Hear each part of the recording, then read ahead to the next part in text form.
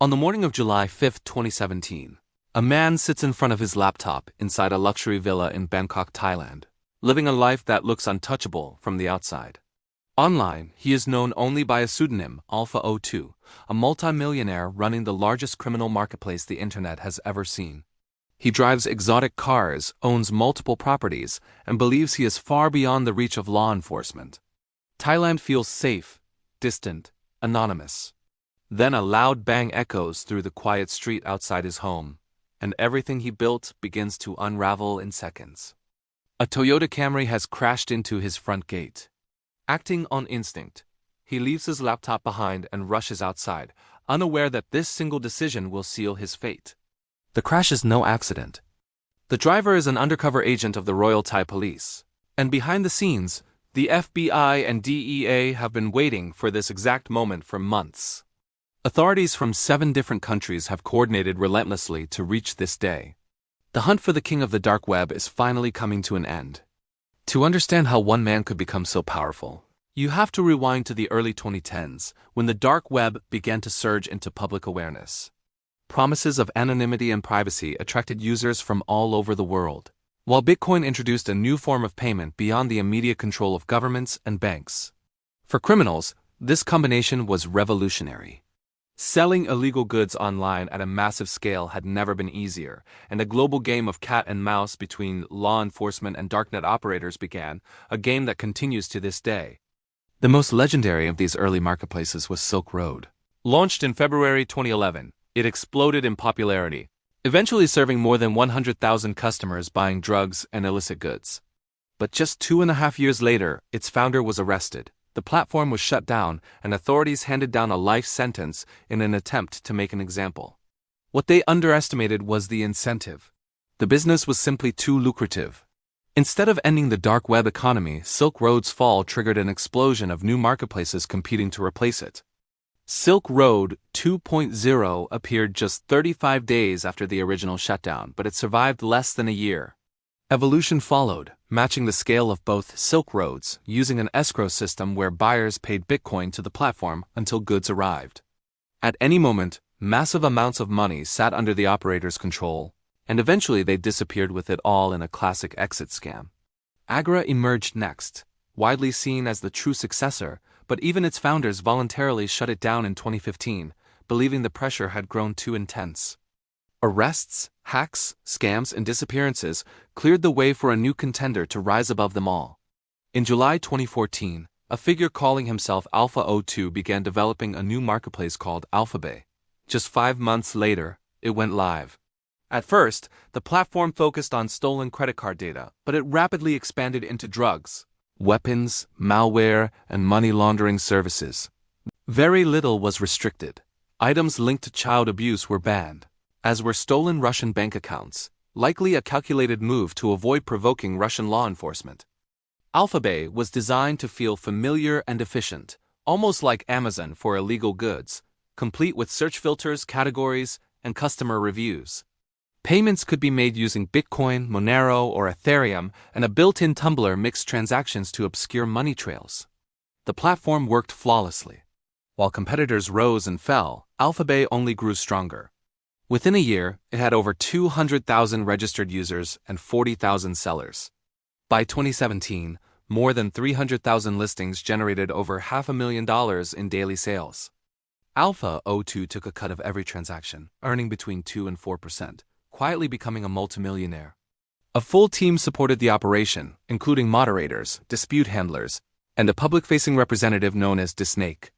Eventually, Alpha02 stepped back from daily operations, rebranding himself simply as admin and communicating only through intermediaries. As he retreated further into the shadows, investigators became increasingly determined to uncover his real identity. If you're finding this breakdown useful so far, take a second to like the video and subscribe to the channel.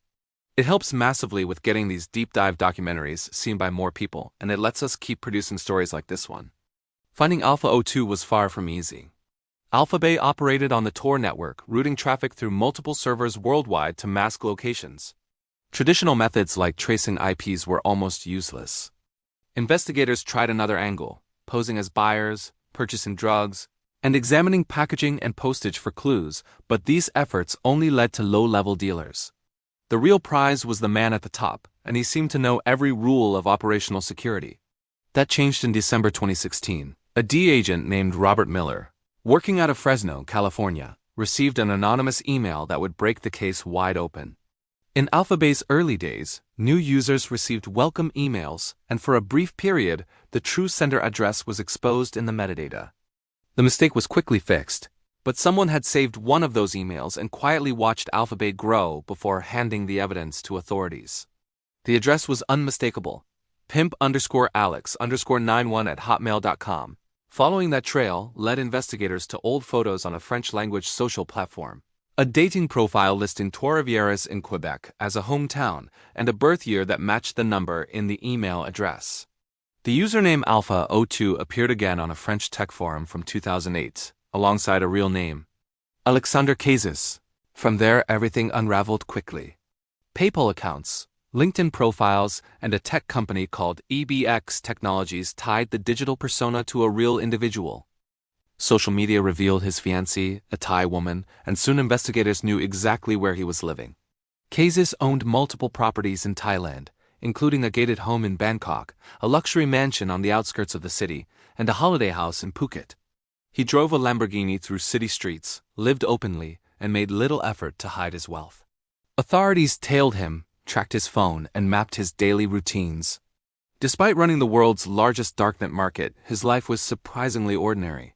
He worked from home, attended language classes, and went out to dinner with his wife. He also maintained a second residence investigators nicknamed the Bachelor Pad, where he hosted affairs, all while posting under the alias Romeo on pickup artist forums. As surveillance intensified, global law enforcement coordinated something unprecedented. At the same time AlphaBay dominated the market, a European competitor called Hansa was rapidly growing. Dutch authorities secretly seized Hansa's servers, copied user data, and took full control of the platform without alerting anyone. When the FBI revealed plans to arrest Alpha02, Operation Bayonet was born. The idea was simple and devastating. AlphaBay would be shut down, driving users to Hansa, a marketplace already controlled by police, turning it into the largest honeypot operation in dark web history. On July 5, 2017, the trap was set. An undercover police officer drove a gray Toyota Camry into the dead-end street outside Kazis' home and staged a minor crash. The noise drew him outside, phone in hand. Officers moved in as he tried to retreat back inside, likely attempting to lock or shut down his laptop. They overpowered him and rushed into the house, finding the laptop still on, logged directly into AlphaBay's servers. In that moment, years of investigation paid off.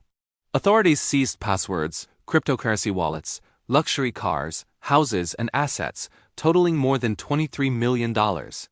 1 week later, while in custody, Alexander Kazis was found dead in his cell, having taken his own life. The king of the dark web was gone, but the operation was not finished. AlphaBay's shutdown was kept secret for weeks, allowing users to flood onto Hansa, where Dutch authorities silently collected incriminating evidence from thousands of criminals worldwide.